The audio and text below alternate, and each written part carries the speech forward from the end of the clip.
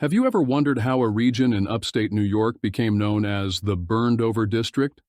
Or why the eerie Ouija board still sends chills down your spine? And what does all this have to do with Protestant revivalism? In today's video, we're unraveling the fascinating and sometimes spine-tingling correlation between these seemingly disparate elements. Let's start with the burned-over district. The term was coined in the early 19th century to describe a region in upstate New York that had been so heavily evangelized during the Second Great Awakening that there were virtually no souls left to convert. Imagine an area so fervently exposed to religious revival that the spiritual landscape was, quite literally, burned over. In this region, countless preachers and itinerant ministers ignited waves of Protestant revivalism. They called people to awaken their souls, to repent, and to embrace a personal connection with the divine.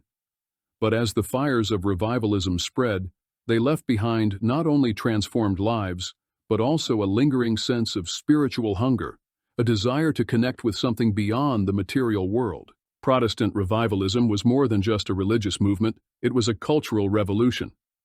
During these revival meetings, passion and emotion ran high. Preachers delivered sermons with such fervor that they could spark a communal desire for a direct encounter with the divine. Yet, in the wake of these emotional awakenings, many individuals found themselves asking deeper questions. What happens after death? Is there life beyond the physical world? In a time when the line between science, faith, and the supernatural was blurry, the quest for answers naturally led people down new, unexplored paths. Enter the spiritualist movement. By the mid to late 1800s, as a natural outgrowth of the revivalist fervor, a new form of spirituality began to take hold. People were eager to communicate with the beyond, a desire that birthed mediums, seances, and yes, the notorious Ouija board. Originally marketed as a talking board or a tool to communicate with spirits, the Ouija board quickly captured the public's imagination. It was a tangible, interactive object that promised to bridge the gap between the living and the dead. The board's enigmatic allure was deeply intertwined with the era's revivalist spirit, a period marked by both the search for divine truth and a fascination with the mysteries of the afterlife.